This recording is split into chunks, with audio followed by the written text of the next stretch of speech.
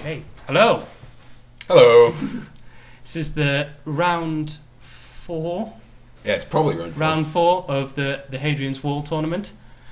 This is the top table, so we've got Matt on the left with his Engineering the Future deck, and Dan on the right with Noise.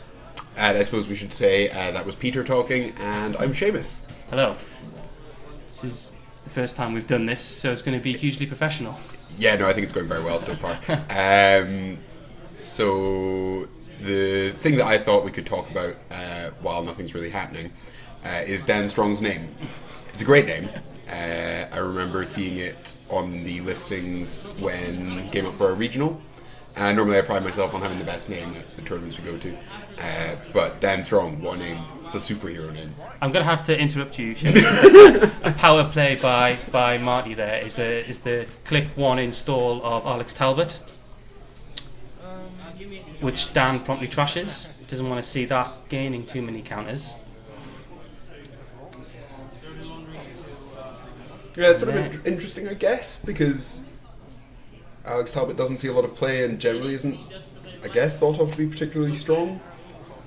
But he goes for the trash anyway. Yeah.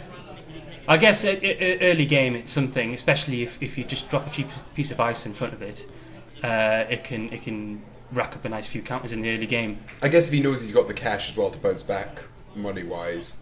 Just because Noise generally isn't playing sure gambles anymore. If you're not set up, if you're not got your ace-ups or whatever, dropping cash to trash something like that isn't necessarily going to cause you problems right away. I'm not a big Noise player, but it sort of would concern me that I might end up clicking for credits to get back on my feet. But he's got the cash, so... And it's, 2 credits to trash as well, so... Oh, it's only 2. I think it's only 2 or 3. Maybe why I doesn't see so much play.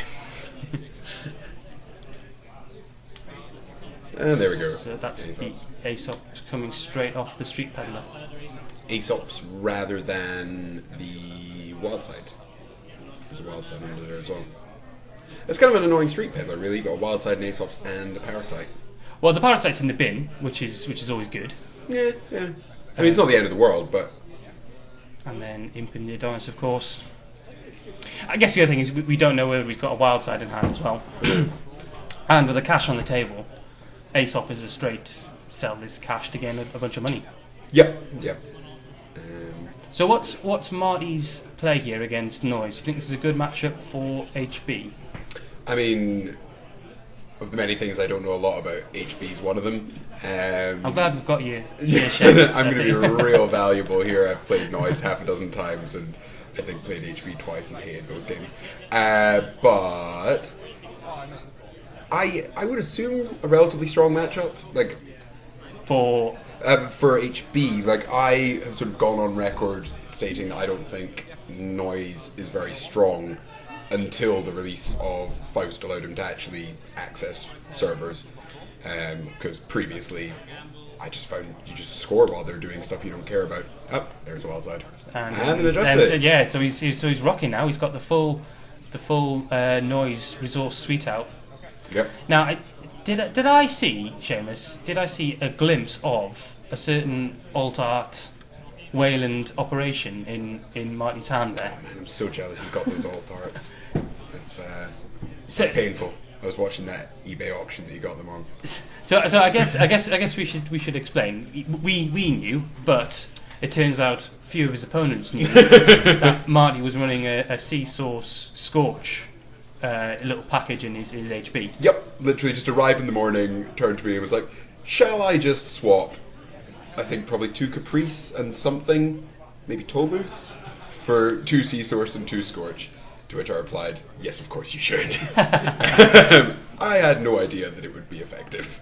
But yeah, as I was saying before the game, and you interrupted me, previously I didn't think Noise was particularly strong and sort of kind of poo-pooed him a bit, but with Faust it perfectly fills the glaring weakness he had before, which was accessing servers when he really needed to, and that was an incredibly strong deck. Well, we see that Dan has got, he's got the start that Noise really wants here. So he's got his pancake store up, he's got his Aesops, he's got a Faust in play now as well. Yeah, it's all looking pretty nice. So what's he doing with this parasite? He's discarding stuff too. Oh, so this is this, right. Hey! Oh dear. Classic. And and he doesn't have the credit to trash it. Well, this is the other thing as well, is that Faust obviously lets you run with absolutely no money. It does, and I've been doing that quite a bit, and there are situations where that is a problem. I mean, there's a few things that could have been in that server. I suppose he had the imp counter before, so if you'd seen an Ash or a Caprice, or even an APD, he could have trashed that. So Cyberdex is yeah, that's a fair point. the one thing he didn't want to see, really. Oh yeah, no, in that situation he was absolutely fine to run without cash, but just sort of speaking more broadly, but yeah, you've got Aesops taking over. So what's gone on top of that Cyberdex in the remote then? I would expect probably an Adonis, maybe an Alex Talbot. I think Matt was running multiples of them. I don't think he's going to put an agenda out this soon. I've not really been paying attention to the glimpses we're getting into his hand. I know Matt tends to find himself agenda flooded with this deck, which I love to exploit. What sort of agenda suite do you think he's running here? Is it two pointers? I should know exactly. I think it's 3 ABT, 3 Vitruvius, 2 shards. I think he's running both Utopia and Eden. I think. Oh, not Hades.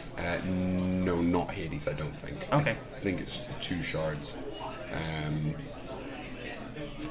then I guess, so what's that? That's 12, 18, maybe an NAPD?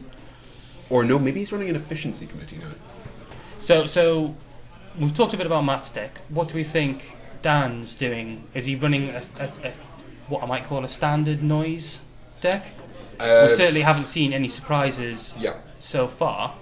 Not seen any surprises, and quite frankly, the sort of quote-unquote standard noise deck that's going round at the moment is so strong that I know that there's a couple of flex slots people shimmy in and out, daily casts, and I've had worses and what have you, but generally it's a very solid core, and I think you need to have a very good reason if you want to make changes to that framework. And also Dan has dropped the plot onto the table. Yeah. Even though he knows Marty's got the Cyberdex in the remote. You think he's just dropped that down as a free mill and then Aesop's food? Yeah, I would imagine so. He's banking on Marty not doing fast advance, right? That's certainly likely to be an agenda installed and advanced in the remote. I'd be willing to gamble that was a NAPD if he's installed advanced. Honestly, it could even be a Vitruvius. Could be a Vitruvius. Getting that Vitruvius counter is nice. But he might see a window here with Dan on 3 credits to sneak out that 2-point agenda. So presumably one of those cards in the remote is an Ash. Because obviously he's not got the influence for Caprice with his surprising clues. Oh! Right, well that's certainly given Dan some information there, hasn't it? If there were a cat in a bag previously, it is no longer. So what do you do at this point then? When you see C-Source, when you don't expect it, do you think Noise has got a Plascrete? No. I know some Noise decks run, assuming Dan's is sort of similar to the large number of Noise lists going about, doesn't run a Plascrete. Some of them run I've had worse, many of them don't. Just sort of assuming that through Mills and Imp you can get rid of the kill pieces rather than protect yourself from the kill. So we'll be maybe looking to see Dan stay at 5 cards in hand if he is running I've had worse. Yeah, I mean, if he drops to 4, if he drops to 3, he can die straight away. I mean, it's just such a wacky include when you've got neither the tagging nor the meat damage in faction. You don't have Atlas tokens to go and get your C-Source. I mean, you see the C-Source, you've got to assume that he's running Scorch, but then do you think he's running 2 C-Source, or if he's got like an alternative way of tagging and the C-Source is one of many ways in which he can set up the kill? I don't know. I mean, I guess in Dan's position, you start adding up influence, and the Yeah, only yeah. thing you've seen is the sea source and the Jackson.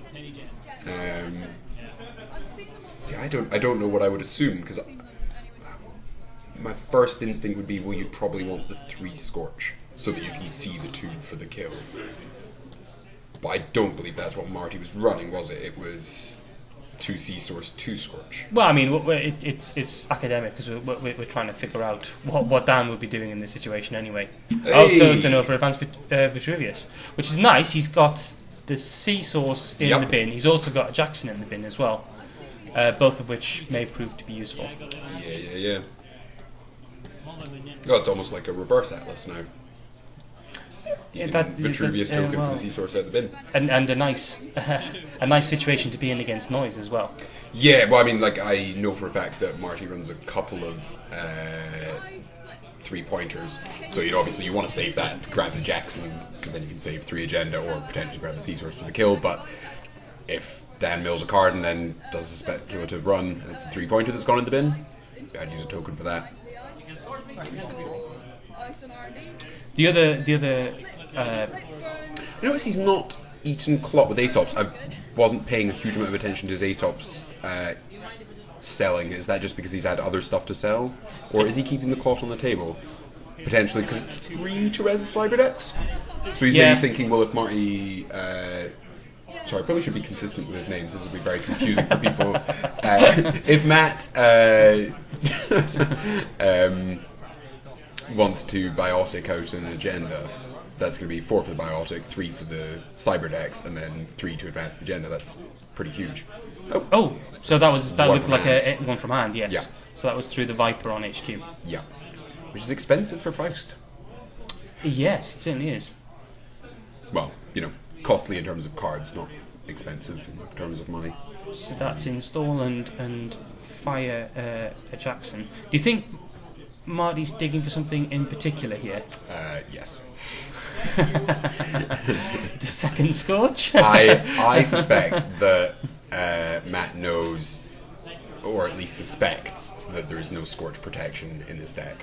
So he can money up. I mean, if he gets it in hand, assuming Dan doesn't find an imp, then...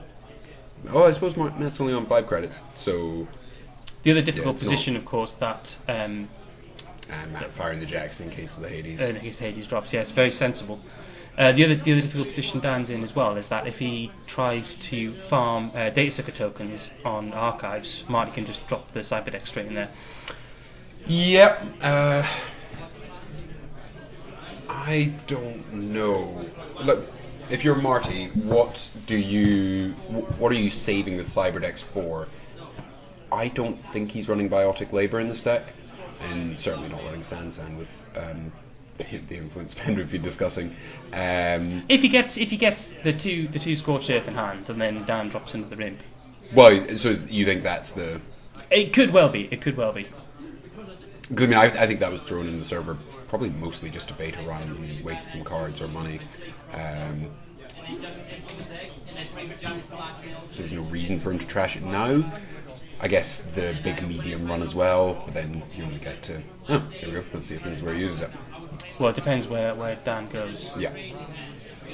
I mean, Dan must know what's up. Where do you think the game is for Dan then? Is he going to continue to pressure R&D or pressure HQ? He doesn't have any multi-access on the table at the moment. Yeah. I don't really know. Not only do I dislike playing as HB, I'm also quite bad against them. So, top tip if you want to beat me, just run like a standard HB deck. Oh, there we go. There we go. See, right? Yes. So he's and now it's in the bin anyway. yes, so that's yes. nice. So this was he running on HQ at this point? Yes. Yeah. So it looks And like is Dan going to show us? Hey, so there it Scorched is. Earth, and it looks like there's a second Scorched in hand as well. Yeah. So with the Vitruvius counter and the Sea Source in the bin, it's basically a case of can Marty get the money he needs? I mean, HB's super And rich. it's HB exactly, yeah. Have we seen any burst economy from him? Not that I've seen. No, we've seen a couple of assets. We've seen Alex. We've seen Adonis. Yeah. I'm fairly sure he'll run Brick-a-Bay Grid in here as well. I don't know whether we've got the slots for that. Yes, I think so. I guess the issue is, though, he doesn't really have a way of pressuring Dan's money. You know, if he tries to score, well, this was Ash. But, you know, Dan's breaking for cards, and he's drawing 2 a turn with Wildside for free. Yeah. So, as Dan... your money's just ASOS, really, I don't know whether I'm tempted to clone chip back in the imp and then try and get into HQ, because you must know that you've seen a scorched and you've seen the sea source in the bin, so you must know that it's a matter of time. Oh, that's an NAPD, I think, that Matt's showing. Do you want to steal this though? Well, Matt doesn't have the money for Sea Source double scorch. He doesn't know, but it does set you back. Oh yeah, absolutely. I hate stealing NAPDs. I keep telling my friend to play Viper, and he thinks it's a I have lost games through stubbornly refusing to steal NAPDs. I think you're absolutely spot on, sort of with the benefit of watching this removed rather than being involved in the play. I think getting the imp back out, if you can imp one of those, one Jackson's in the bin, one Jackson's being used, so even if he uses the Vitruvius to get the Jackson back and shuffles in his kill pieces, it buys you time at least, and you're on 4 points already. Mm-hmm. Oh, then there's a hedge fund, another hedge fund. Oh dear, so this doesn't look good for Matt, does it? Well, for Dan, sorry, no, I mean that's exact. I assume that's an agenda gone down in that server, and that's exactly what Matt needs. He needs to waste Dan's time. Potentially, Faust could force him to go down below 4 cards, and then the kill's even easier. Yeah. And if that's an Ash as well, that sucks up his money. I'd be fairly confident in saying there's an Ash, an agenda. Now there's 3 cards in there. I wouldn't be surprised if it's Breaker Bay, Ash, and an agenda. Yeah. Although, to be honest, depending on how many agendas Matt's drawn into, it could even just be an economy asset that he's using to bait Dan, and nothing more. Because whether it's an agenda or it's going to cost an him Adonis, time and money going in there, isn't it? Time, money, and cards, and that's really all. So okay, so we've not seen any agenda milled, have we? No, we haven't. Yeah, and he's checked a few times, although now he's going to be less likely to do so with the cyber decks in there. So that's a deja vu for cash, another cash. Once you're on 4 points with noise, it's not a deck that I'm overly familiar with, but I'd be thinking I've not milled anything so far. Yeah. R&D's potentially more dense than he can scoop up the 4 points and the remaining 3 points in one turn, can't he? The 2 agendas. The single 3-pointer will do it, and then never have to run. Which is one form of protecting yourself from C. It is. Generally, when I'm playing Sea Source Scorch, which is almost all the time, I'm very happy to see people take that approach. Because you just start scoring agenda, which is exactly what Matt's doing. So Dan on 6 credits there, is that right? Or no, I think there's a 5 there as well, so that puts him on 11. So now you're going to do very fancy and professional score and agenda point overlays for this, aren't you? Yes. Yeah, no, I'm looking forward to seeing that, and that's going to be great. So he's clone chipping back in the imp, yeah. This seems like a very sensible move here. Yeah, totally agree. Does he pull out? Oh, Scorched Earth, which certainly puts a dent in Marty's plan. Yeah, no, that's real bad for Marty. Well, they're both on 4 points. It's still an HB deck, but that's got to feel frustrating. From Dan's perspective, very satisfying. It's a good pull, isn't it, to trash that Scorched Earth. But then, I don't know. Well, so you've now seen a Sea Source 2 Scorched confirmed, I think, to Dan's mind. Did he see 1 in R&D and then 1 in R&D going into hand, and he'd already seen 1 in hand, or has he only? I think he's only seen 1 in hand, so he doesn't necessarily know he's got the other one. So you're definitely going to. He's definitely going to assume there's 2. Well, maybe not. You might think that maybe there's sort of snares or psychic fields or something on a single I Scorched think Earth for a cheeky kill. Marty's just pointed out here that Dan's just gone over memory with the cache because he's already got the Parasite installed. Oh, good point. Man, so easy to forget. So he's seen 2 Jacksons, he's seen a Sea Source. So that's 4 influence. He's seen a Scorch, which is 8. I guess he's pretty safe in assuming that there's only 2 Scorch maximum in the deck, which is, I believe, the case. So 1 gone. That's nice. I'm betting Marty wishes he'd over advanced that second Vitruvius now as well. Yeah, that would be very nice. It looks like Marty's he's holding several he's having to hold several agendas in hand here. Would not surprise me. That remote is relatively vulnerable at the moment as well, isn't it? Well, we don't know what that ice on the outside is, but then not a huge amount presents a lot of problems to Faust. I don't think Matt runs a huge number of really high-strength Biroids. I think a lot the of problem, his of course, ices- is that if sorry to interrupt you there. No, don't worry about it. Don't worry about it. I was being very dull. The problem is, of course, with Faust, it's a lot harder to float lots of cards in your hand because you've always got to go back down to 5. Yeah. So if it is, which I'm pretty sure it is, an Ash in that server, going in twice is probably not going to be feasible. So you're wanting to go in and beat the Ash trace. Yeah. So Ash is 2 to res and does trace 4. So that's only really a 2 credit trade if we're still playing the Scorch game. It's not hugely negative in Dan's in Marty's favour. So that's install advance. Ooh. Now if that's a Vitruvius, that puts Marty in a really good position again. Yep. Still an imp counter though. It's still an imp counter, yeah. HQ's now down to 2 strength for the Parasite, so he can pop back into HQ. Yeah. But yeah, then if he gets another Vitruvius, that's everything back online. Yes, exactly, yeah. And it also means that... But on the other hand, of course, it could be an NAPD. Yeah. Dan's got the money to steal an NAPD, though. I think it's. I think that... I mean, Architect is costing you 3 cards to get in, because he doesn't want to let... Well, I mean, you could potentially let R&D fire, but you don't want to let Archives fire because he's got Jackson in there, which he'll happily bring back with that subroutine. Yeah. So, Architect's at least 2 cards. I mean, even if the front card is only an Eli, that's another 3 cards. So that's 5 cards from hand down. Then he's got to beat the Ash, and then he pays for an NAPD. That leaves you super vulnerable to a Sea Source Scorch. Mm-hmm. Well, I suppose you start on 7 cards, you spend 5, you're down to 2, then 3 clicks left to draw up, potentially. But he doesn't go for it.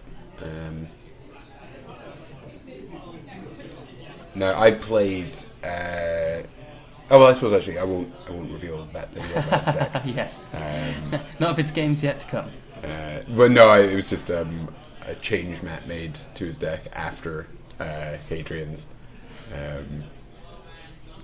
to further embrace the monster inside. Let's just say on Thursday, he installed and advanced a card, which I did not run, and he installed over that card the next turn. So he's going back into HQ here, which is a good play because What have we got? break a Bay grid. Yeah, that's not what you want to see. Largely irrelevant at this stage.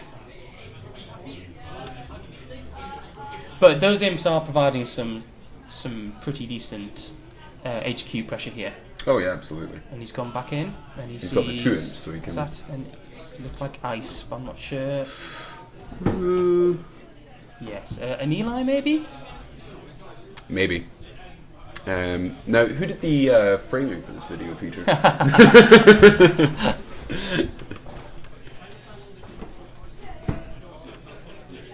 So this is...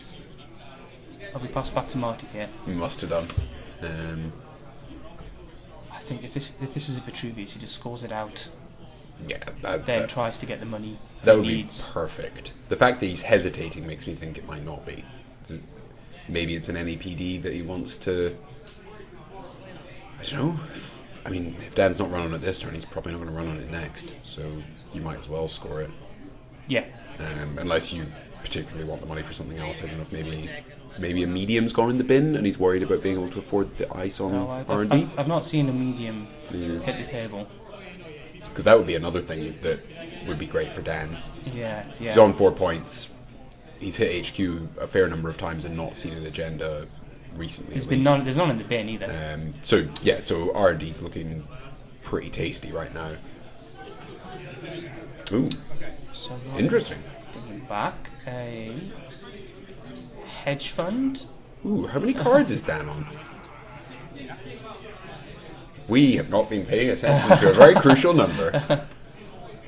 Because there's only one reason why we were Vitruvusing. It looks like Dan's got 2 cards in hand.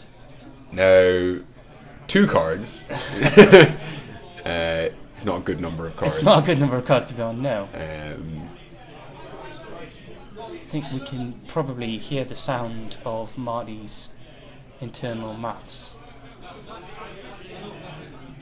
So if he's got a sea source, he needs a single sea source scorch. So that's 5. He's well in the 2. money. So he's got 15 there. Dan's got 9. Yeah. He only needs a gap of 3 because sea source is 2 credits for 3 trace. 3 trace, yeah. But Dan is bringing in the cash for some money. So 12, still not enough. Matt's got the 3 credit lead that he needs.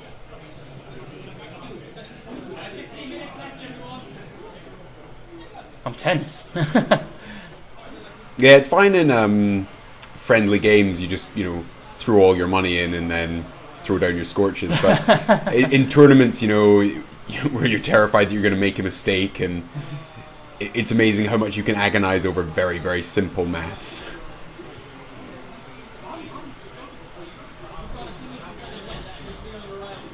There we go. Yeah, there's the sea source. So, does he have a second sea source in the deck? Because we saw one in the bin. Yeah, right, he does. Okay. So it was 2 sea source, 2 scorch, rather than the 3 scorch, 1 sea source, which I think is fair enough, given that. Yeah, and that's it. Boom. A turntable and a parasite in hand. There's a break from the standard noise deck. Did I see a turntable? Yeah, it looked like a turntable in hand, a second console. Yeah, with a Grimoire installed.